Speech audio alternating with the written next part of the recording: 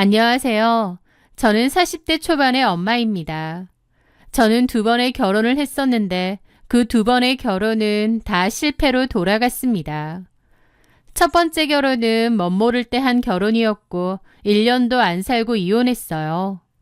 첫 남편은 상습적인 거짓말을 일삼았는데 이런 남자를 믿고 계속 살 순 없을 것 같아 결정한 일이었죠. 그 결혼에서 아이는 없었고요. 그 뒤로 결혼 생각이 없었습니다. 다시는 누구에게도 마음을 주지 않으리라 다짐하며 제 일에만 몰두했죠. 그러다 그 남자를 만났습니다. 그 남자의 이름은 박용우. 한번 갔다 온 저와 달리 용우 씨는 미혼이었는데 그럼에도 제가 좋다고 하고 제 이혼 전력을 전혀 문제 삼지 않았습니다. 오히려 아픔을 보듬어주며 세상에서 가장 귀한 사람인 것처럼 저를 아껴주었죠. 소영 씨의 과거는 나한테 아무런 흠이 되지 않아. 오히려 그런 힘든 시간을 이겨낸 당신이 더 대단하고 아름다워 보여. 내가 그 상처 전부 잊게 해줄게. 그의 한결같고 다정한 모습에 굳게 닫혔던 제 마음도 서서히 열리기 시작했습니다. 하지만 결혼을 약속하고 그의 부모님께 인사를 드리러 갔을 때 저는 현실의 벽에 부딪혔습니다. 제가 재혼이라는 사실을 알게 된 시부모님은 저를 반대하셨거든요. 우리 용우가 뭐가 부족해서 시집 한번 갔다 온 여자랑 나 참. 싸늘한 시선과 노골적인 무시, 인사하러 간 자리에서 도망치고 싶을 만큼 비참했습니다. 굉장히 완고해 보이셨는데 어찌된 일인지 그 후 다시 저를 보자고 하셨어요. 알고 보니 용우 씨가 저희 집안에 대해 슬쩍 운을 띄었다고 하더군요. 저희 부모님은 강남에 큰 빌딩을 소유하고 계셨고 꽤 여유 있는 편이었거든요. 그걸 아시고 나자 어머님은 언제 그랬냐는 듯이 제 손을 잡으며 가식적인 미소를 지었습니다. 내가 생각을 해봤는데 아픔이 있는 만큼 속도 깊겠지. 또 어쨌든 과거는 과거일 뿐이지 않겠니? 우리 아들이 좋다는데 뭘 어째. 자식 이기는 부모 없다는데. 어쨌든 허락하마. 대신 이제부터 우리 집안 사람이니까 가족들 위하고 집안 분위기 잘 맞춰야 해. 우리 가족으로 어우러지게 노력을 해야 한다. 무슨 말인지 알지? 그때 깨달아야 했습니다. 그들은 저를 며느리가 아닌 굴러들어온 복덩이 혹은 걸어다니는 현금 인출기로 봤다는 것을요. 그들은 제가 재혼이라는 약점을 빌미로 저희 친정의 재산을 마음껏 빼먹을 수 있는 권리라도 얻은 것처럼 행동했거든요. 그리고 그 탐욕은 시댁의 가세가 기울면서 더욱 노골적이고 흉측하게 변해갔습니다. 결혼할 당시 살아계셨던 시아버지는 작은 중소기업을 운영하셨는데 남편은 그걸 물려받아 번듯하게 키워보고 싶다는 원대한 꿈이 있었습니다. 남편의 야심만 앞섰을 뿐 경영 능력은 많이 부족했다는 거죠. 남편은 대학원을 졸업 후 아버지 회사에 들어갔고 저랑 결혼도 했어요. 그런데 그 후 아버님께서 갑작스럽게 돌아가시면서 모든 경영권이 남편에게 넘어왔습니다. 그때부터 사실상 시댁의 몰락이 시작된 것이죠. 남편은 아버님의 안정적인 운영 방식 대신 무리한 사업 확장과 신규 투자에 손을 댔습니다. 현실은 냉혹했고 남편의 판단착오로 회사는 순식간에 빚더미에 올라앉았습니다. 작게나마 건실했던 중소기업은 속빈 강정이 되어버렸고 시어머니와 시누이는 하루아침에 생활 수준이 떨어질 위기에 처했습니다. 하지만 그들은 눈을 낮추는 법이 없는 사람들이었습니다. 씀씀이는 그대로인데 들어오는 돈이 없으니 자연스럽게 모든 기대를 아들이자 오빠인 제 남편에게 걸기 시작했고 남편은 그 부담을 저와 저희 친정으로 떠넘기기 시작했죠. 사업 자금이 필요하다는 핑계로 저희 부모님께 손을 벌리기 시작했습니다. 저희 부모님은 오직 딸인 제가 행복하기를 바라는 마음으로 밑빠진 독에 물 붓기라는 걸 알면서도 여러 차례 거액의 돈을 빌려주셨습니다. 결국 시댁은 겉으로는 번듯한 중소기업 오노 집안 행세를 했지만 실상은 저희 친정의 도움 없이는 하루도 버티기 힘든 빈털터리 신세였던 겁니다. 그리고 시어머니와 시누이는 저희 친정을 고마운 사돈이 아닌 언제든 빼먹을 수 있는 금고 정도로 여기기 시작했습니다. 제가 그들의 삐뚤어진 욕망을 채워줄 유일한 동아줄이었던 셈이죠. 저는 이런 사정도 모른 채 남편의 꿈을 뒷바라지하기 위해 망설임 없이 다니던 회사를 그만두었습니다. 제 커리어보다 사랑하는 사람의 성공을 돕는 것이 더 큰 행복이라고 믿었던 순진하고도 멍청했던 시절이었습니다. 하지만 시댁 식구들은 저의 재혼이라는 과거를 빌미로 저를 끊임없이 괴롭혔습니다.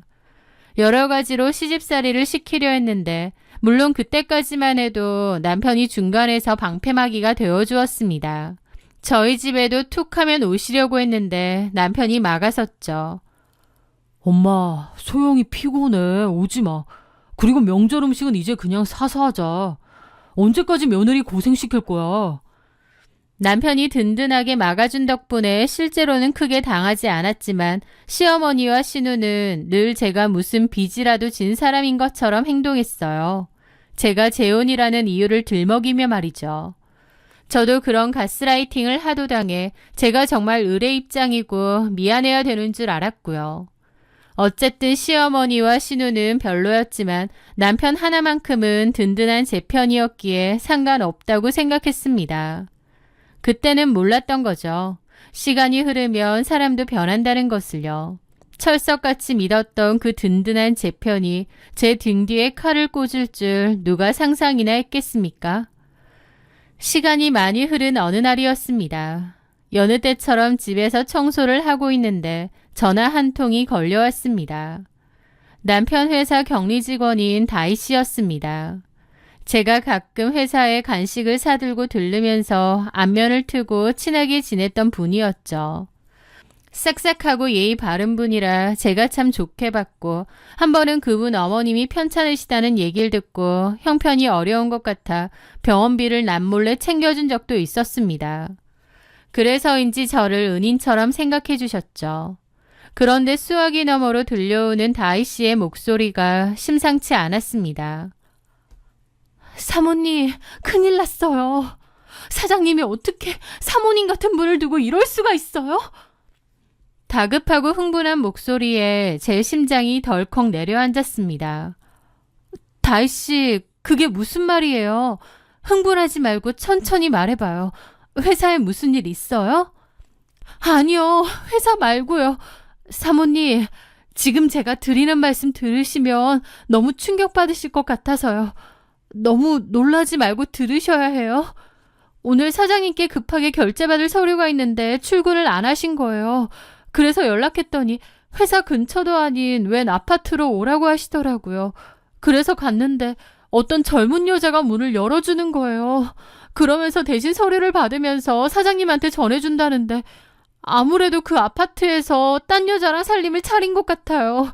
더 늦기 전에 알아보셔야 할 것 같아요, 사모님. 그 말을 듣는데 온몸의 피가 차갑게 식는 것 같았습니다. 손에 들고 있던 스마트폰이 바닥으로 툭 떨어졌습니다. 사지가 부들부들 떨리고 숨이 멎는 듯 했습니다. 악몽을 꾸는 건가 싶었죠. 요즘 들어 남편은 저와 아이에게 더없이 잘해줬거든요. 주말마다 아이와 놀아주고 결혼기념일도 아닌데 명품 가방을 사오기도 했습니다. 남자가 바람 피우면 가정에 더 잘한다는 말이 있던데 저희 남편이 딱 그 꼴이었던 겁니다. 저는 그런 줄도 모르고 바보같이 속아서 그가 다시 예전에 다정한 남편으로 돌아왔다며 혼자 감동하고 있었던 거고요. 마음 같아서는 당장 그 집으로 쳐들어가서 둘의 머리채를 잡고 뒤집어 엎고 싶었습니다. 하지만 어떻게 된 건지 확실히 알아야겠더라고요. 분노로 들끓는 마음을 억지로 억누르며 탐정사무소에 남편의 뒤를 밟아달라고 의뢰했습니다. 제발 다희 씨의 착각이기를, 모든 것이 오해이기를 간절히 빌고 또 빌었습니다. 하지만 그 바람은 며칠 만에 산산조각 처참하게 무너졌습니다. 탐정이 보여준 사진 속에서 남편 놈은 정말로 상간녀와 한 집에서 나오고 있었거든요. 다정하게 허리를 감싸 안고 웃으며 입을 맞추고 있었습니다. 그 사진을 보는 순간 제 세상이 무너져 내렸습니다.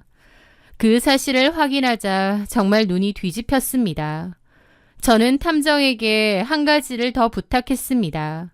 남편 놈이 그 집에 들어가는 날 저에게 바로 연락을 달라고요. 그리고 바로 다음 날 점심시간쯤 탐정에게서 연락이 왔습니다. 저는 아이를 친정엄마에게 잠시 맡기고 그 아파트로 곧장 달려갔습니다. 초인종을 누르자 스피커 너머로 젊은 여자의 목소리가 들렸습니다. 저는 다희 씨의 말을 떠올리며 이렇게 말했죠. 회사 격리팀에서 왔는데요. 급한 서류 때문에요. 그러자 상간녀는 아무 의심 없이 문을 활짝 열어주었습니다. 그 면상을 보는데 기가 막히더군요. 진한 화장에 깡마른 몸, 산티가 줄줄 흐르는 어떤 여자가 슬립 같은 거 하나 입고 서 있는 거예요. 고작 이런 여자 때문에 남편 놈이 9년의 결혼 생활과 눈에 넣어도 아프지 않을 제 딸까지 배신했나 싶어 기가 막혔습니다. 당장 머리채를 잡고 싶은 걸 꾹 참았습니다. 제 복수의 대상은 이 여자가 아니었으니까요. 제 정체를 모르는 상간녀가 뻔뻔하게 입을 열더군요. 오늘은 다른 직원분이 오셨네요. 우리 오빠한테 서류 어떤 거 전해주면 돼요? 우리 오빠라는 말에 이성의 끈이 끊어질 뻔했습니다. 오빠 같은 소리가 잘도 나오네, 이 더러운 상간년이.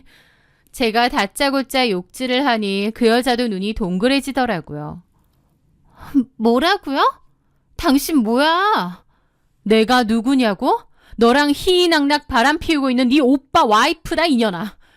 그 소리에 상간녀의 얼굴이 새하얗게 질리더군요. 바로 그때 집 앞에서 남편 놈이 자기야 누구 왔어 하며 앞치마를 두른 채 나타났습니다. 집에서는 손에 물 한 방울 안 묻히던 인간이 저 여자에게는 요리라도 해주는지 국자를 들고 있더군요. 저를 보자마자 그 인간은 들고 있던 국자를 바닥에 땡그랑 소리를 내며 떨어뜨리고는 기겁을 했습니다. 당신 여길 어떻게... 지금 그게 중요해? 어떤 년이랑 바람나서 살림 차렸다는 소문이 동네방네 나서 내 두 눈으로 확인하러 왔다, 이 개자식아! 말이 끝나기 무섭게 저는 남편 놈에게 달려들어 머리끄덩이를 잡고 넘어뜨렸습니다. 그리고 정말 정신없이 때렸습니다. 폭력이 나쁘다는 건 알지만 그때는 저도 제정신이 아니었습니다. 제가 죽기 살기로 머리끄덩이를 잡자 그 인간이 아프다며 놓으라고 난리를 치기 시작하더군요. 저는 정말 너 죽고 나 죽자는 심정이었죠. 저는 남편의 싸다기를 날렸는데 정말 죽을 힘을 다해 때렸습니다. 몇 차례나요. 그러게 맞을 짓을 왜 해? 네가 인간이야? 결국 남편놈 얼굴에서 코피가 터졌습니다. 옆에 있던 상간녀가 비명을 질렀죠. 오빠, 코피나, 어떡해? 입 안 닥쳐? 너도 맞을래? 그 말에 상간녀는 입을 다물더라고요. 저는 코피를 흘리는 남편을 보며 일어났습니다. 우린 당장 이혼이야. 저는 그 자리에서 이혼을 선언하고 집으로 돌아왔습니다. 운전을 하고 집으로 돌아오는 내내 눈물과 분노가 뒤섞여 시야를 흐렸습니다. 제 눈에서 흐르는 눈물 때문에 앞이 제대로 보이지 않을 지경이었죠. 저는 결국 정차를 하고 펑펑 울었습니다. 머릿속에서는 수많은 기억들이 폭풍처럼 휘몰아쳤습니다.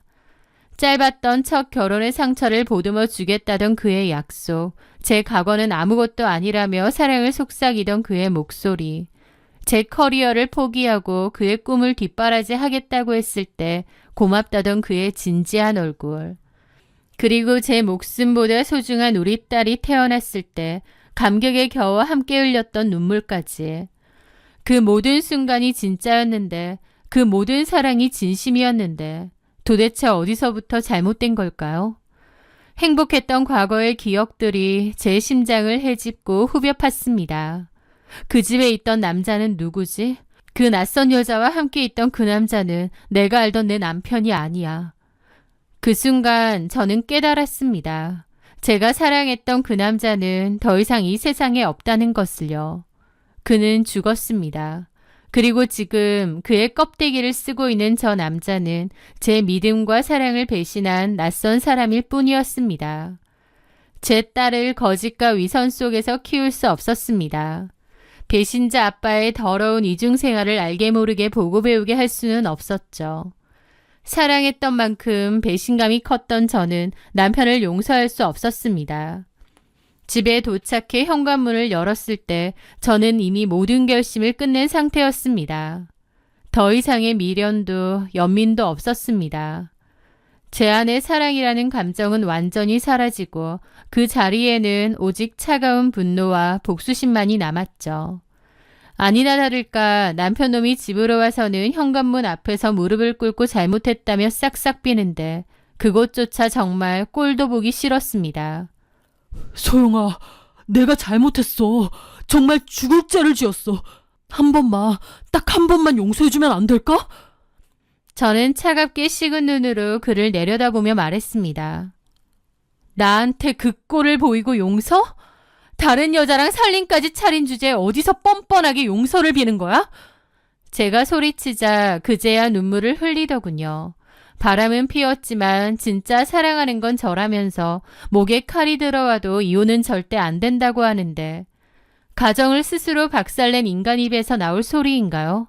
그 뻔뻔함에 정말 어이가 없어서 말이 안 나왔습니다.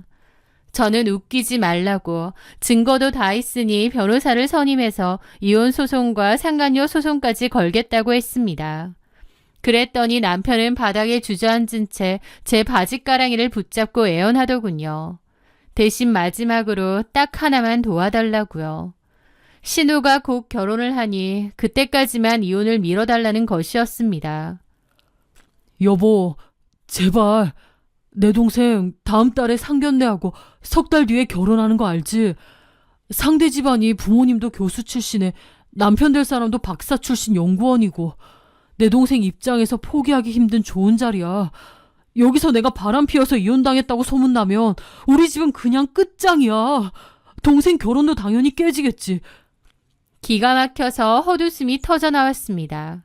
이기적인 인간. 마지막 순간까지 지 체면이랑 지네 가족밖에 모르는구나 싶었죠. 그래서 내가 이 와중에 당신 동생 결혼까지 신경 써줘야 돼? 내가 왜? 제가 싸늘하게 쏘아붙이자 남편은 다시 그러더군요. 내가 다 잘못했어. 정말 죽을 죄를 지었어. 그러니까 제발 동생 결혼식까지만, 딱 그때까지만 이혼을 미뤄주면 당신이 원하는 조건, 위자료, 재산분할 다 당신 원하는 대로 해줄게. 소송 같은 거 없이 당신이 써주는 서류에 전부 도장 찍을게. 제발, 어? 솔직히 처음에는 콧방귀도 나오지 않았습니다. 당장 이 인간과 그 가족들이 망신을 당하는 꼴을 보고 싶었으니까요. 하지만 그 인간의 비굴한 얼굴을 내려다보며 애원을 듣고 있자니 문득 다른 생각이 머리를 스치고 지나갔습니다. 이 인간이 지금 제일 두려워하는 게 망신당하는 거랑 지 동생 결혼 개판나는 거구나. 그냥 이혼해서 망신을 주는 것보다 가장 행복하다고 믿는 순간에 지옥으로 밀어 떨어뜨리는 게 낫겠다. 그게 훨씬 더 고통스럽고 잔인한 복수가 될 거야. 남편의 행동 그리고 그동안 시댁 식구가 저한테 한 행동을 생각하면 조용한 이혼은 너무 자비로운 처사였습니다. 저는 제 머릿속에서 완성된 잔혹한 복수극의 시나리오를 떠올리며 차갑게 식은 눈으로 그를 내려다보며 입을 열었습니다. 좋아. 가족으로 산 정도였으니 그 정도 부탁은 들어줄게. 정말이지 여보. 알겠어. 대신 내가 원하는 조건으로 끝을 낼 거고 거기엔 아무런 이의도 제기하지 마. 남편은 고개를 끄덕이며 약속했습니다. 남편은 제가 마지막 자비를 베풀었다고 생각했겠죠. 하지만 그건 제 복수를 위한 유예기간일 뿐이었습니다. 얼마 뒤 진짜 황당하고 기가 막힌 일이 터졌습니다. 바로 얼마 후 아무것도 모르는 시어머니와 시누이가 저희 집에 쳐들어온 것이었죠. 그들은 저희 집 소파에 떡하니 앉아 제 속을 뒤집는 말을 꺼내더군요. 내가 오늘 너를 찾아온 건 다름이 아니라 네 신우 결혼 준비 때문이야. 다른 것보다 신우가 살 신혼집을 네가 좀 해줬으면 하는데 부모님께 말씀드려라. 여유가 없는 집도 아니고 그렇게 어려운 부탁도 아니잖니? 신우이는 옆에서 거들었습니다. 언니, 엄마 말 들었죠? 저희 시대 교수 집안이라 그에 맞는 품격으로 준비해야 되거든요. 30평대 이상 역세권 신축 아파트로 해주세요. 기가 찼습니다. 남편이 바람 피운 사실을 까맣게 모르는 이 정신 나간 모녀가 짓거리는 소리를 듣고 있자니 헛웃음만 나왔습니다. 그게 무슨 말 같지도 않은 소리예요? 제가 그걸 왜 해드려요? 뭐? 말 같지도 않은 소리? 네, 지금 하시는 말씀이 정상이라고 생각하세요? 왜 저희 부모님이 신혼집을 해줘야 하는데요? 제 단호한 외침에 시어머니는 얼굴이 시뻘개져서 길길이 날뛰었습니다. 너네 집 부자라며 이 정도는 해줘야 되는 거 아니니? 이혼녀 받아들여줬더니 뭐 이런 싸가지가 다 있어?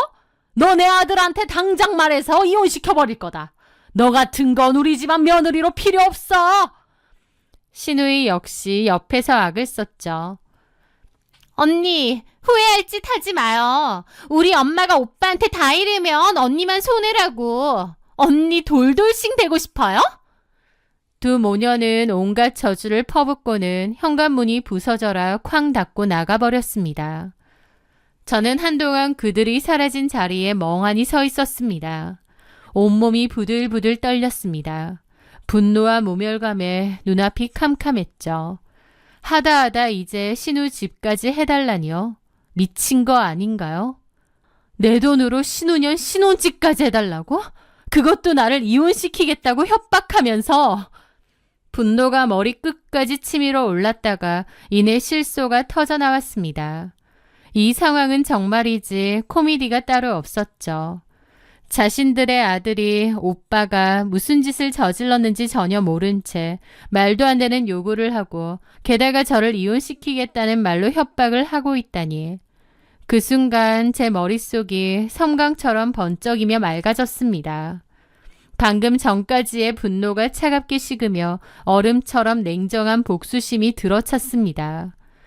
남편의 제안을 받아주며 제 머릿속에서 희미하게 그려졌던 복수의 그림이 어머님의 그 가짜는 협박 한마디로 인해 완벽하게 완성된 것입니다. 그래, 당신들이 원하는 대로 해줄게. 당신들이 그토록 바라는 돈가채면 내가 실컷 맛보게 해줄게. 당신들 인생에서 가장 달콤한 꿈을 꾸게 해준 뒤에 아주 제대로 나락으로 떨어뜨려 줄 거야. 저는 자리에서 일어났습니다. 제 입가에는 저도 모를 차가운 미소가 걸려 있었죠.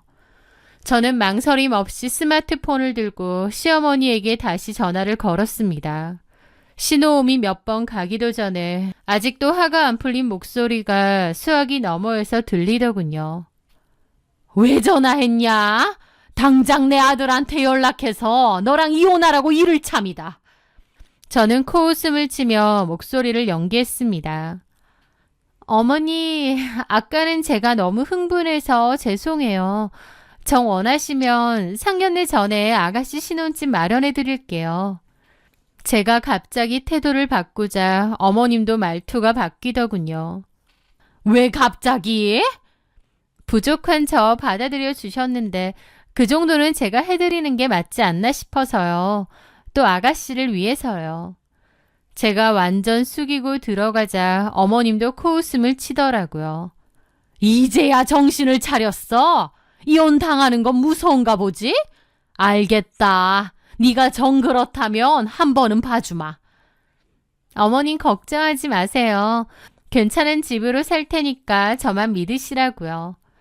며칠 후 저는 시어머니에게 아주 괜찮은 신혼집을 봐놨다고 거짓말을 했습니다. 멍청한 시어머니와 신우는 제 말을 의심하지 않았어요. 세금 문제 때문에 일단 저희 부모님 명의로 계약했고 차차 명의 이전을 해주겠다고 둘러대니 그 말까지 철석같이 믿더군요.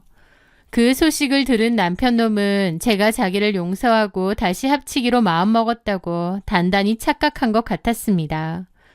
신이 나서 제게 앞으로는 절대 한눈 팔지 않겠다며 헛소리를 짓거리는데 가짜나서 웃음만 나왔습니다. 그리고 마침내 모든 것을 끝장낼 신우이의 상견례 날이 다가왔습니다. 상견례 장소에 도착하니 시댁 식구들은 물론이고 남편놈까지 아주 신이 나 있었습니다. 아파트가 공짜로 생긴다고 생각하니 좋아서 입이 귀에 걸렸겠죠. 분위기가 무르익을 무렵 시어머니가 기다렸다는 듯이 허리를 꼿꼿이 세우고 입을 열었습니다. 아, 그리고 사부인, 신혼집은 저희 쪽에서 마련하기로 했습니다. 위치도 좋고 직장에서도 가깝고 나중을 생각해도 아주 좋아요. 저희 며느리가 많이 도와줬습니다. 안 그러니 소영아? 모두의 시선이 제게 쏠렸습니다. 저는 활짝 웃으며 대답했습니다. 네, 어머니. 어머님 말씀대로 좋은 집으로 알아봤어요. 저희 부모님이 도와주셨어요. 시세가 10억 정도 한다더군요. 그 말에 신우이의 예비시댁 식구들 얼굴에 화색이 돌았습니다. 어머님과 신우는 자신들이 해낸 것 마냥 어깨에 힘을 잔뜩 주고 의기양양한 표정을 짓더군요. 신우네 예비 시부모님이 제게 고맙다고 인사를 하시는 거예요. 그 순간 저는 웃으며 말을 했죠. 고마우실 거 없습니다. 그 집 이혼 후 저랑 제 딸 살려고 저희 부모님이 마련해 주신 집인데요 뭐. 제 말의 분위기는 찬물을 끼얹은 것처럼 됐죠. 얘, 너 그게 무슨... 언니, 지금 뭔 소리 하는 거예요? 저는 자리에서 일어나 그 자리에 있는 모두를 둘러보며 또박또박 말했습니다. 참나, 여기 있는 사람들 다 양심도 없네요. 10억짜리 집을 이 집 며느리인 제가 왜 해드려요? 그리고 이왕 이렇게 된 거 제가 오늘 중요한 이야기를 좀 해야겠어요. 아드님을 저희 신우랑 결혼시키기 전에 저희 시댁이 어떤 집안인지 똑똑히 아셔야 할 것 같아서요. 저는 그동안 시댁 식구들이 저지른 만행을 하나도 빠짐없이 전부 폭로했습니다. 저희 부모님 재산을 노리고 돈과 차를 요구했던 일, 그리고 이번에 신혼집을 안 해주면 남편과 이혼시키겠다고 협박했던 사실까지요. 그리고 마지막으로 결정타를 날렸습니다. 어디 그뿐인 줄 아세요? 지금 제 남편이라는 저 인간, 저 몰래 바람 피워서 다른 여자랑 살림까지 차린 상태입니다. 그래서 이 인간이랑 이혼할 거고요. 아드님 공부 많이 시키고 열심히 키우신 것 같은데 저희 집이랑 사돈 맺으면 사위한테 뭐 뜯어먹을 거 없나 눈에 불을 켜고 달려들 겁니다. 저처럼 당하기 전에 얼른 도망치세요. 상견례장은 그야말로 아수라장이 되었습니다. 뭐 이런 개차바 같은 집안이 다 있어. 당장 이 결혼 없던 걸로 합시다. 신우이의 예비시댁 식구들은 경악하며 자리를 박차고 일어났습니다. 약혼자는 신우이를 벌레 보듯 쳐다보며 다시는 얼굴 보지 말자는 말을 남기고 떠나버렸죠. 시어머니는 충격으로 뒷목을 잡고 쓰러졌고 넋이 나간 신우는 저한테 미쳤냐고 욕을 하더라고요. 야, 번지수 똑바로 찾아. 내가 아니라 니네 오빠가 다 망친 거야. 멍청해서 뭐가 뭔지 구분도 안 되니? 제 말에 신우는 갑자기 남편에게 악을 썼습니다. 이게 다 오빠 때문이야. 오빠가 바람만 안 피웠어도 내 신혼집이 날아갈 리가 없잖아. 그 지옥 같은 광경을 보는데 어찌나 속이 시원하던지 저도 모르게 웃음이 터져 나왔습니다. 남편은 왜 계획과 다르냐며 따지는데 저는 그런 남편놈의 뺨을 있는 힘껏 후려쳤습니다. 정신 차리고 똑바로 살아. 니놈이랑 니놈 가족이 지금 당하고 있는 일 전부 자업자득이니까. 저는 그 말을 끝으로 뒤돌아보지 않은 채 그 아수라장을 빠져나왔습니다. 그 후의 일들은 일사천리로 진행되었습니다. 저는 그동안 준비해둔 모든 증거자료를 변호사에게 넘겼습니다. 탐정이 찍은 남편과 상간녀의 사진, 남편 회사 격리였던 다희 씨가 확보해준 상간녀 아파트 관리비 내역서도요. 그것까지 남편 회사 법인카드로 결제했더군요. 저는 이혼 소송과 함께 남편과 상간녀를 공동으로 묶어 위자료 청구 소송을 진행했습니다. 저희 부모님도 가만히 계시지는 않았습니다.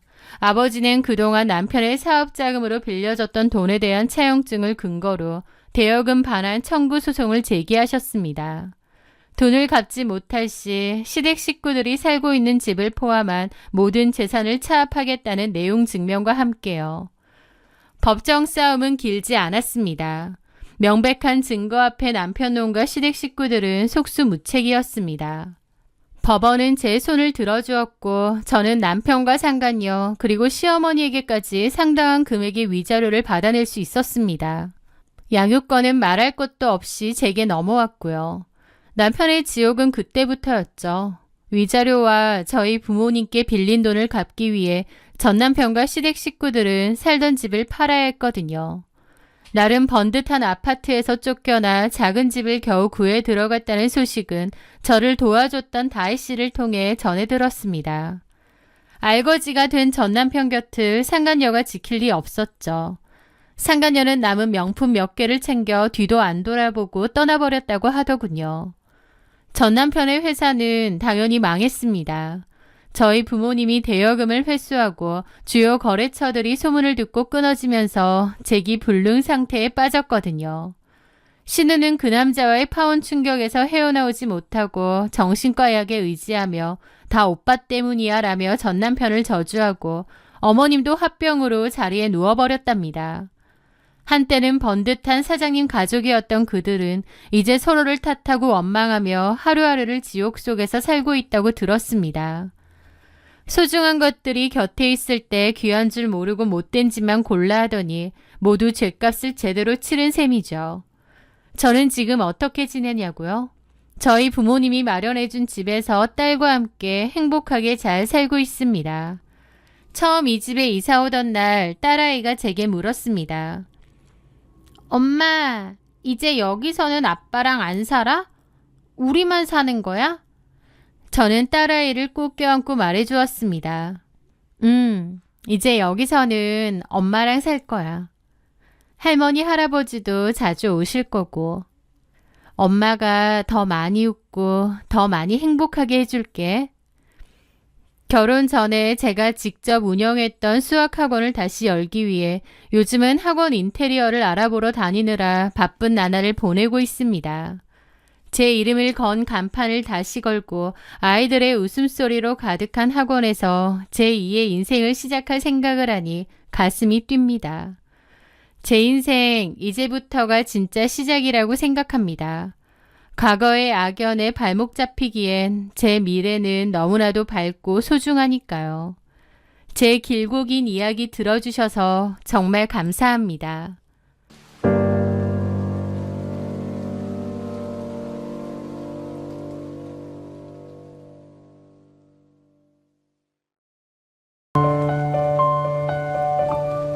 저는 한 동네에서 20년 넘게 아구찜 가게를 운영하고 있는 60대 여자입니다. 제 남편은 참 무뚝뚝한 사람이었습니다. 살갑게 사랑한다, 고맙다는 말 한마디도 할 줄 몰랐고 기념일 한번 제대로 챙겨주는 법이 없었죠. 그래도 저는 그게 남편의 천성이라고 생각하며 살았습니다. 다정다감하진 않지만 말 대신 행동으로 보여주는 사람이라고요. 매일 새벽같이 일어나 가게 일을 돕고 묵묵히 가장의 책임을 다하는 모습에 남편을 믿고 의지했습니다. 저희 슬아에는 아들 하나, 딸 하나를 낳아 이제는 다들 결혼해서 제 살림 꾸리고 살았습니다. 우리 부부도 이제 고생 끝내고 편안하게 노후를 보내나 싶었습니다. 그런데 인생이라는 게 참 한치 앞을 모르는 거더군요. 그렇게나 건강을 자신하던 남편이 정말 허무하게 제 곁을 떠나버렸으니까요. 그날도 아침 일찍 일어나 헬스장에 간다며 나섰는데 그게 마지막 모습이 될 줄은 꿈에도 몰랐습니다. 헬스장 샤워실에서 급성 심근경색으로 쓰러졌다 의식이 없다는 연락을 받았을 때 저는 제가 무슨 말을 듣고 있는 건지 이해할 수가 없었습니다. 눈앞이 캄캄해지고 온몸에 힘이 빠져 그 자리에 주저앉아 버렸죠. 남편은 그렇게 허무하게 하루아침에 세상을 떠났습니다. 남편의 장례를 치르는 내내 저는 거의 넋이 나간 사람 같았습니다. 다정다감한 사랑꾼 남편은 아니었지만 제 인생의 절반 이상을 함께한 동반자였죠. 가게를 열 때도 아이들을 키울 때도 온갖 힘든 일을 겪을 때도 늘 제 옆에 있던 사람이었습니다. 그런 사람이 하루아침에 제가 되어 한 줌 흙으로 돌아갔다는 사실이 도무지 믿기지가 않았죠. 아들과 딸도 갑작스러운 아버지의 죽음에 큰 충격을 받고 매일 밤을 눈물로 지새웠습니다. 그렇게 한 달쯤 지났을까요? 슬픔도 조금씩 가라앉고 이제는 남은 사람이 살아야 한다는 생각에 억지로 몸을 일으켜 남편의 유품을 정리하기 시작했습니다. 남편이 쓰던 서재, 옷가지들을 정리하는데 자꾸만 눈물이 쏟아져 몇 번이나 일을 멈춰야 했어요. 마지막으로 남은 것이 남편이 애지중지하던 차였습니다. 새 차를 뽑은 지 몇 년 안 됐는데 늘 본인이 직접 손세차하고 관리하며 아끼던 차였죠. 한 달 넘게 주인이 타지 않아 먼지가 쌓인 차를 보니 마음이 참 아프더라고요. 이 차도 정리를 해야겠다는 마음이었습니다. 차 문을 열고 이곳저곳을 정리했고 그러면서 트렁크도 열어보았습니다. 그런데 트렁크에 천이 덮여져 있고 그 밑에는 상자가 있더라고요. 남편 차를 늘 타고 다녔지만 트렁크를 볼 일은 잘 없었기에 그런 게 있는 줄도 몰랐습니다. 이게 뭐지 하는 생각에 그 상자를 열어보았는데 그 안에 여러 가지 정리되지 않은 잡동사니들이 있었습니다. 남편이 차 안에 있는 잡동사니들을 넣어두는 그런 상자인가 보다 했죠. 그런데 그 상자를 뒤적여 보던 저는 제 눈을 의심했습니다. 그 안에는 좋기 수십 장은 되어 보이는 사진 뭉텅이가 들어있었거든요. 그 사진들은 제 남편과 어떤 낯선 여자가 함께 찍은 사진들이었는데요.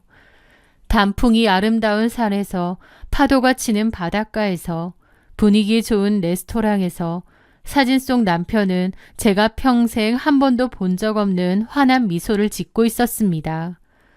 그리고 그런 남편 옆에는 한 여자가 있었죠. 그 여자의 어깨를 감싸 안고 허리에 손을 두르고 마치 세상에서 가장 행복한 연인처럼 다정한 모습으로요. 저는 그 자리에 서서 사지가 부들부들 떨리는 것을 느꼈습니다. 이게 대체 무슨 상황인지 머리가 하얘졌죠.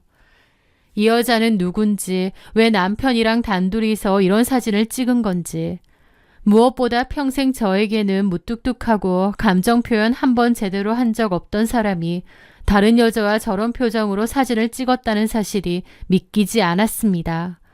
꼭 다른 사람 같았죠. 기가 막히고 어이가 없어서 헛웃음만 나왔습니다. 이미 죽어서 땅에 묻힌 남편의 멱살이라도 잡고 이게 다 뭐냐고 소리치고 싶은 심정이었습니다. 며칠을 뜬 눈으로 밤을 새우며 고민했습니다.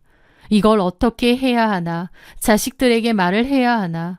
하지만 이미 아버지를 잃고 슬퍼하는 자식들에게 더 큰 상처를 줄 수는 없었습니다. 저는 혼자서라도 이 진실을 알아내야겠다고 다짐했어요. 사진 속 여자의 얼굴을 뚫어져라 쳐다봤지만 도무지 누군지 알 수가 없었습니다. 결국 저는 남편의 고등학교 동창 중 가장 가깝게 지내던 친구에게 연락을 했습니다. 물어볼 게 있다고요. 그러면서 그 사진을 문자로 전송했고 이 사람이 누군지 아냐고 물어봤죠. 제 말을 들은 수화기 너머의 남편 친구는 한동안 말이 없었습니다. 그 침묵이 모든 것을 말해주고 있었죠. 한참 뒤에야 친구가 말을 하더라고요. 아, 이 사진이 어디에 있던가요? 차 트렁크 안에 있더라고요. 이 여자 누군지 혹시 아시나요? 실은 차이숙이라고 고등학교 동창이에요. 동창이요? 예. 혹시 저희 남편하고 이 여자하고 내용 관계였나요? 아, 저는 자세히는 몰라요. 얘기 좀 해주세요. 제가 이걸 발견했는데 따져 물어볼 남편도 이 세상에 없고 제 속이 오죽하겠나요. 남편은 이미 죽었으니 이거 따지고 할 것도 아니고 솔직하게 말 좀 해주세요. 저는 정말 잘 모르는데 둘이서 따로 좀 만나는 것 같기는 하더라고요. 그래서 제가 그러지 마라. 재수 씨가 알면 오해한다 그랬던 적은 있는데 재수 씨, 저는 잘 모르겠습니다. 그렇게 말했지만 말의 뉘앙스만 들어도 알겠더라고요. 솔직히 확실히 하고 싶어서 물어본 거지만 이 사진만 봐도 알 수 있었습니다. 남편과 이 여자가 단순한 친구 관계가 아니라는 것을요. 저는 그 친구를 통해 차이숙이라는 여자의 연락처와 직장을 알아냈습니다. 그 여자는 아들과 함께 노래방을 운영하고 있다고 하더군요. 저는 고민 끝에 그 여자에게 전화를 걸었습니다. 누구시죠? 저 박문식 아내예요. 남편 차에서 두 사람 사진을 좀 발견했는데 만나서 얘기를 좀 해야겠는데요. 그 말에 그 여자는 조금 당황한 듯한 목소리로 그러는 겁니다. 문식이 아내분이 저를 만날 이유가 뭐가 있죠? 그 사진이 뭔지는 모르겠지만 저는 볼 이유가 없는데요. 글쎄요. 저는 좀 만나야겠는데요. 제가 단호하게 나오자 그 여자도 목소리가 냉랭해지더니 그러는 겁니다. 아니요. 저는 만날 일 없습니다. 끊습니다. 황당하더라고요. 뭔가 숨기는 느낌이 더 강했죠. 자기가 정말 제 남편이랑 아무 사이가 아니라면 안 만날 이유도 없고요. 저는 그 친구를 통해 물어봤던 그 노래방으로 직접 찾아갔습니다. 들어왔더니 어떤 젊은 남자가 있었는데 아마도 차이숙 아들 같았습니다. 어머니 좀 뵈러 왔는데요. 저희 엄마를요? 연락하셨나요? 여기 안 계신가요? 그 남자가 저를 경계하듯 보는 사이 창고에서 그 여자가 나오더니 저를 단박에 알아보더라고요. 저도 얼굴을 가만 보니 그제야 기억이 났습니다. 저희 남편 장례식장에 왔던 여자였더라고요. 남편 장례식장에서 한참이나 울던 여자였어요. 저는 그때 당시 경황이 없어서 몰랐는데 제 여동생이 저보고 언니 저 여자는 누군데 저렇게 울어? 라고 물어서 그 여자를 쳐다봤던 기억이 납니다. 그때는 그냥 친한 사람이라서 그런가 보다라고 별 생각 없이 지나갔는데 그 여자가 이 여자더라고요. 어이가 없었죠. 남의 남편 장례식장에서 그렇게 굿을 피운 이유가 이런 거라니. 그 여자는 저를 단박에 알아보고 황급히 저에게 왔습니다. 아니, 여기까지 왜 왔어요? 차이숙 씨 맞죠? 얘기 좀 하죠. 그 말에 그 여자는 자기 아들 눈치를 슬쩍 보더니 따라오라고 얘기를 하더군요. 그러면서 가장 끝방에 비어있는 방 안으로 들어갔어요. 뭐 때문에 이러시는 거예요? 저는 그 말에 가방에서 사진 뭉치를 꺼내 테이블 위로 올려놨습니다. 남편 차 안에서 발견한 사진 뭉치예요. 딱 봐도 두 사람 보통 사이 아닌 것 같던데 심지어 남편은 이걸 트렁크에 숨겨놨더군요. 내가 가만히 보니까 몇십 년 된 사진도 있고 그 모습에 그 여자도 놀란 얼굴로 사진들을 보더라고요. 그러더니 아니 그래서요. 이게 뭐 어쨌다고요? 뭐라고요? 문식이랑 나랑 고등학교 친구예요. 얼마나 오래된 친구겠냐고요. 친구끼리 친해서 이런 사진 좀 찍은 걸 가지고 나한테 뭔 얘기가 듣고 싶어서 이래요? 기가 막히더라고요. 이보세요. 눈이 있으면 똑바로 봐요. 껴안고 뽀뽀하고 부둥켜 안고 있고 이게 친구 사이라고요? 당신은 남자인 친구랑 이러고 지냅니까? 그래요. 나는 친구랑 이렇게 합니다. 뭐 문제 있어요? 뭐라고요? 아니 각자 가정도 있으면서 남녀가 부둥켜 안고 뽀뽀하고 여행 가서 사진 찍은 게 정상이에요? 뭐 문제 있어요? 그래서 어쩌라고? 이걸로 뭐 상간소송이라도 해보게? 해봐요. 내가 당신 남편이랑 뭐 모텔이라도 갔어? 어디 뒹굴었어? 그런 증거 있냐고. 하면서 막 흥분해서 따지더니 그런 사이라는 직접적인 증거 있느냐고 따지는 겁니다. 그 상스러움과 무식함에 저는 식겁을 했죠. 제가 이런 사진을 내밀었을 땐 놀라고 미안한 기색이라도 있을 줄 알았는데 웬걸 이게 뭐 어쨌느냐고 도리어 삿대질하며 따지는 겁니다. 저 뻔뻔하고 상스러운 태도는 대체 어디서 나오는 건지 기가 턱 막혔죠. 그 여자가 그렇게 나오니 저도 목소리가 올라갔습니다. 이게 증거가 아니면 뭐가 증거야? 당신도 결혼했으니 남편이 있을 테고 입장 바꿔서 당신 남편이 친구란 여자랑 이러고 다녀도 상관없단 말이야? 그러자 차이숙은 어이가 없다는 듯이 저를 쳐다보며 혀를 찼습니다. 상관없어. 남편이랑 이혼해서 없기도 하지만 친한 친구 사이라면 그렇게 할 수도 있는 거지. 이렇게 예민하게 대응 안 해 나는. 뭐예요? 별것도 아닌 걸로 난리야. 말이 나와서 말인데 그럼 남편이 친구 만나서 안 이러게 아내인 본인이 단속 좀 잘하든가. 문식이가 그쪽 욕 엄청 했어. 재미없고 고리타분하고 같이 있으면 갑갑하대. 결혼 생활이 너무 지겹고 재미없어서 확 이혼하고 싶대. 친구가 그런 하소연하니까 불쌍해서 내가 좀 놀아주고 대화 상대도 해주고 그런 거야. 그러면서 내가 뭘 했는 줄 알아?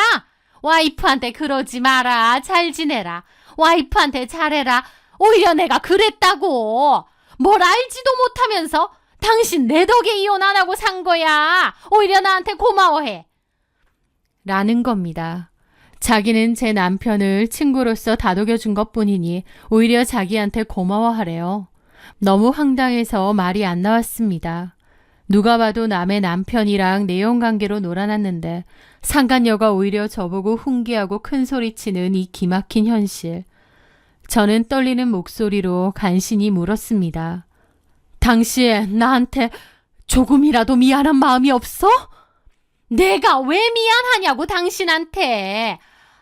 진짜 짜증나게 하네. 이깟 사진들 뭐 어쩌라고. 억울하면 법원 들고 가봐. 이걸로 내 남편이 살아생전 바람 피웠다고 해봐. 퍽이나 증거가 되겠다. 내가 경고하는데 이딴 걸로 여기 찾아오지 마. 한 번만 더 우리 가게 찾아오면 나 가만 안 있어.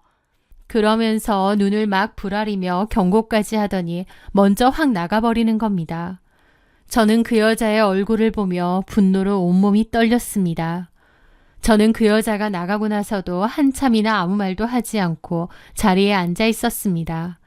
속에서는 분노가 끓어오르더라고요. 죽은 남편에 대한 배신감과 저 여자의 파렴치한 태도에 속이 뒤집히는 기분이었죠. 그렇게 조용히 사진을 챙겨나가는데 그 아들도 저를 빤히 보면서 엄마, 저 여자 누구야? 그러고 있고 차이숙은 몰라. 한 번만 더 찾아오면 내쫓아버리던지 경찰에 신고해. 그러더라고요. 집으로 돌아오는 내내 눈물이 멈추지 않았습니다. 사실 그 여자가 잘못했다고 진심을 다해 빌면 그냥 넘어갈 수도 있었어요. 이미 남편은 죽었고 이제 와서 뭔가를 따지는 것도 허무했으니까요. 하지만 저 여자의 뻔뻔한 태도를 보니 도저히 그냥은 못 넘어가겠더군요. 증거 있냐고 했지. 그래, 네가 절대 우길 수 없는 완벽한 증거를 들고 갈 테니 어디 두고 보자. 라며 이를 악물었습니다. 그 후 저는 다른 동창에게 연락해 차이숙에 대해 더 알아보기 시작했습니다. 그러다 정말 기가 막힌 소식을 듣게 되었는데요. 마침 차이숙의 아들이 곧 결혼을 한다는 것이었습니다. 노래방을 찾아갔을 때 봤었던 바로 그 싸가지 없는 아들이 말이죠. 그런데 그 아들을 떠올린 순간 그 수많은 사진 더미들 중 유난히 눈에 띄던 사진 한 장이 스쳐 지나갔습니다. 그때 차이숙을 찾아갔었던 건 사실 그 사진에 대해 자세히 묻고 싶어서 간 것도 있었죠. 저는 차이숙의 아들과 그 사진을 떠올리며 고개를 끄덕였습니다. 그래, 그대로는 못 끝내지. 그렇게 저는 차이숙 아들의 결혼식 날짜와 장소를 알아냈습니다. 그리고는 편지를 썼습니다.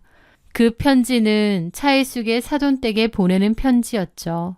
쓰고 고쳐 쓰고를 반복하며 그렇게 편지를 쓴 저는 작은 서류 봉투에 편지와 함께 그 사진들을 담았습니다. 그리고 시간은 흐르고 흘러 차이숙 아들의 결혼식 날이었어요. 저는 초대받지 않은 결혼식을 가기 위해 아침 일찍 일어나 마음을 가다듬고 준비를 했습니다. 거울 속 제 모습을 보았더니 눈빛은 차갑게 가라앉아 있었지만 심장은 미친 듯이 뛰고 있었어요. 하지만 제 발걸음은 조금도 흔들리지 않았습니다. 그렇게 택시를 타고 그 결혼식장에 도착했습니다. 사람들이 꽤 많고 정신없는 분위기였죠. 저는 멀리서 혼주 한복을 입고 있는 차이숙을 보았습니다. 그 여자 옆에는 그의 아들도 웃으며 하객들을 맞이하고 있더라고요. 사람들이 많이 모여있는 곳으로 가 있는데 손님과 인사를 나누던 차이숙의 눈이 저와 마주쳤습니다. 그 순간 그녀의 얼굴에 걸려있던 환한 미소가 그대로 얼어붙었습니다. 얼굴에 핏기가 가시는 것이 눈에 보일 정도였죠. 그녀는 옆에 있던 사람에게 무언가 다급하게 말하더니 거의 뛰어오다시피 제게로 다가왔습니다. 주변 시선을 의식해 억지로 미소를 짓고 있었지만 그 눈은 당장이라도 저를 죽일 듯이 노려보고 있었죠. 그녀는 제 팔을 거칠게 붙잡고 하객들이 없는 구석으로 저를 끌고 갔습니다. 그리고는 이를 갈며 속삭였습니다. 당신 뭐야? 당신이 여길 왜 와? 저는 그런 차이숙을 비웃어주며 그녀의 손을 차갑게 뿌리쳤습니다. 그리고 아주 차분하게 말했죠. 내가 오면 안 될 때라도 왔어? 당신 보러 온 게 아니라 당신 사돈댁 보러 온 거야. 뭐라고? 우리 사돈댁이랑 아는 사이야? 그 말에 그 여자가 엄청 당황한 눈치인데 참 볼만하더라고요. 저는 그렇다고 거짓말을 했습니다. 그래, 왜? 내가 무슨 말 할지 겁나? 거짓말하고 있네. 이 여자가 진짜 미쳤나? 나한테 왜 이러는 거야? 박문식 죽었고 나는 박문식이랑 아무 사이도 아니라고 분명히 말했잖아. 누가 뭐래? 완전 정신 나간 여자구만. 경찰 부를까? 부르던지. 당장 꺼져. 나도 안 참아. 남편 죽었으면 그만이지. 무슨 억하심정으로 날 괴롭혀? 자꾸 이런 식이면 고소할 거야. 콩밥 좀 먹어볼래? 나를 뭘로 콩밥 먹일 건데? 왜 이렇게 발끈해? 뭐 잘못한 것처럼? 이 여자가 진짜? 그 여자는 얼굴이 빨개진 채로 이를 바득바득 갈더라고요. 그러면서 허튼 소리 하기만 해봐. 명예훼손으로 고소할 테니까. 다시 한번 말하지만 나 당신 남편하고 아무 사이 아니야. 근데도 나 이렇게 협박하면 나도 가만 안 있어. 마지막 기회 줄게. 진짜 내 남편하고 아무 사이 아니야? 지금이라도 사실을 말하고 용서를 빌어. 완전 미친년이구만. 아니라고 했지. 내가 네 남편하고 뭔 사이인데. 증거 있어? 증거? 있지. 그 말도 안 되는 사진들, 그게 증거야? 아, 퍽이나 증거가 되겠다. 그걸로 고소해봐. 있던 식으로 찾아오지 말고. 그 여자는 저한테 으름장을 놨지만 엄청 초조해 보이더라고요. 그러게 누가 죄짓고 살라고 했나요? 저는 웃으며 말했죠. 나, 내 남편 대신해서 이 결혼식 온 거야. 내 남편이 이 결혼식을 얼마나 오고 싶어 했을까? 아들처럼 아끼던 친구 아들이 장가가는 날인데. 제 서늘한 목소리에 차이숙은 공포에 질린 표정으로 저를 쳐다보았습니다. 식이 시작될 시간이 다가오자 그녀는 저를 어떻게 하지도 못한 채 안절부절 못하며 식장 안으로 불려 들어갔습니다. 저는 하객들 틈에 조용히 자리를 잡고 앉았습니다. 화촉점화가 시작되고 신랑과 신부가 입장했습니다. 사랑과 신뢰에 대해 떠드는 주례사를 들으며 저는 속으로 비웃었습니다. 저 단상 위에 서 있는 신랑의 어머니가 어떤 사람인지 저들은 까맣게 모르고 있겠지요. 저는 끝까지 자리를 지키고 있다가 정신없는 틈에 차이숙의 사돈네를 찾았습니다. 안녕하세요. 따님 결혼 축하드려요. 그 사돈네는 제 인사를 받으면서도 누군지 모르겠다는 표정이더라고요. 그래서 제가 그랬죠. 저는 신랑 측 혼주 아주 잘하는 사람입니다. 이건 제가 드리는 아주 특별한 축의금이니 조용한 곳에서 꼭 확인해 보셨으면 합니다. 아마 따님이 어떤 집안에 시집을 가는지 정확히 아실 필요가 있을 것 같아서요. 저는 그 서류 봉투를 내밀었고 그 사돈네에도 몹시 당황하더라고요. 이게 뭐죠? 직접 보시는 게 좋을 겁니다. 그럼 이만. 그렇게 저는 가벼운 목례와 함께 자리를 떠났고 등 뒤에서 저기요라며 저를 부르는 소리가 들렸지만 더 이상 볼 것도 없다는 듯 유유히 식장을 빠져나왔습니다. 식장 밖으로 나오자 눈부신 햇살이 쏟아졌습니다. 저는 길게 숨을 내쉬었습니다. 그 서류는 제 손을 떠났고 그 이후에 어떻게 될지는 모르죠. 하지만 저는 제가 할 일을 끝냈다는 생각이 들더군요. 며칠 뒤 남편의 친구에게서 전화가 걸려왔습니다. 그는 한참을 머뭇거리다 제게 그날 이후의 소식을 전해주었습니다. 그의 말에 따르면 제가 건넨 봉투를 받은 신부의 어머니는 식이 다 끝나고 봉투를 열어보았다고 합니다. 그 봉투 안에는 제가 쓴 편지가 들어 있었습니다. 남편의 갑작스러운 죽음 이후에 발견한 그 사진들에 대해서 적었죠. 그리고 그 사진으로 알게 된 남편의 외도, 그 상대가 차이숙이라는 것도요. 그 편지와 함께 사진 한 장과 녹음 파일이 들어있는 USB도 첨부했습니다. 그 파일은 저랑 차이숙이 만났을 때 나눴던 대화를 모조리 녹음한 거죠. 그 상스럽고 뻔뻔스러웠던 차이숙의 음성이요. 그리고 그 사진은요. 다름 아닌 죽은 제 남편과 차이숙이 함께한 갓난아기를 안고 있는 사진이었습니다. 네, 제가 그 사진 더미 속에서 가장 충격받은 건 바로 그 사진이었어요. 30대로 보이는 차이숙과 제 남편이 갓난아기를 안고 사진을 찍었더라고요. 그러니까 결혼식을 올렸던 그 차이숙의 아들은 제 남편의 아들일 확률이 높았습니다. 차이숙도 다른 남자랑 결혼을 했었고 가정이 있었는데 아마 제 남편과 사이에서 가진 아들을 자기 남편과 사이에서 낳은 걸로 속인 것 같더라고요. 제 남편도 차이숙도 각자 가정이 있었으니까요. 제 남편의 아들이 아니고서야 굳이 그 아들과 함께 그 사진을 찍었을 리가 없었죠. 저는 그 아이를 두고 찍은 사진을 같이 넣어두었습니다. 제가 준 서류 봉투를 확인한 신부 측 식구들은 노발대발했다고 하더군요. 그렇겠죠. 사돈의 더러운 과거와 민낯을 다 알게 되었고 또 예비 사이가 그런 불륜으로 태어난 아이였으니까요.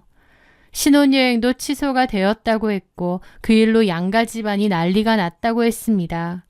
차이숙이 저를 정신이상자로 몰았다고 했고 자기 아들은 제 남편이랑 아무 상관도 없다고 했지만 그 사돈댁이 그걸 믿어주겠나요? 버젓이 같이 찍은 사진이 있는데요. 어떻게든 상황을 수습해보려고 했다지만 명백한 증거가 눈앞에 있었죠.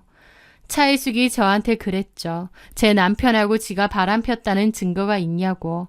그 무엇보다 확실한 증거가 바로 차이숙의 아들이 아니겠나요? 파혼 사유와 소문은 삽시간에 다 퍼졌고 차이숙 아들 결혼은 결국 파토가 났다고 했습니다. 그런데 파토가 난 것보다 더 큰 건 그 아들이 차이숙에게 가지는 원망이었죠.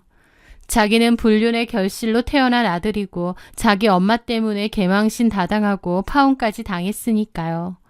그녀의 아들은 매일 술에 취해 이게 다 엄마 때문이야 라며 노래방에서 물건까지 부수면서 차이숙과 싸웠다고 했고 결국 엄마와 연을 끊었다는 소문까지 돌더라고요. 그 소식을 전해 듣고 며칠 뒤 차이숙에게서 전화가 걸려왔습니다. 수화기 너머에서는 악에 바친 목소리가 들려왔죠. 야, 이 쌍년아! 네가 이런 짓을 벌이고도 잘 살 수 있을 것 같아? 내 인생, 내 아들 인생까지 다 망쳐놓고? 라는데 저는 조금도 동요하지 않고 아주 차가운 목소리로 대답했습니다. 말은 똑바로 해, 차이숙 씨. 네 인생, 네 아들 인생 망친 건 너야. 내가 너 찾아갔을 때 너는 그러면 안 됐어. 진심으로 사과하고 빌어도 뭐할 판에 누굴 건드려? 야, 내가 너 가만 안 둘 거야. 내가 너 죽여버릴 거야. 그 말에 제가 웃었죠. 이 난리친 거 보니 정말 그 아들이 내 남편 아들이 맞았나 보네. 당신도 참 대단하네. 어떻게 그 사실을 30년 넘게 속여? 너나 죽은 내 남편이나 참 대단한 쓰레기들이야. 이렇게 된 건 다 당신이 스스로가 자초한 일이니 남 원망 말고 본인이나 스스로 돌아보고 살아. 저는 그 말을 끝으로 전화를 끊고 그녀의 번호를 차단해버렸습니다. 그리고 조용히 서재로 들어가 남편의 영정사진을 꺼내 들었습니다. 사진 속 그는 여전히 무뚝뚝한 표정으로 저를 보고 있었습니다.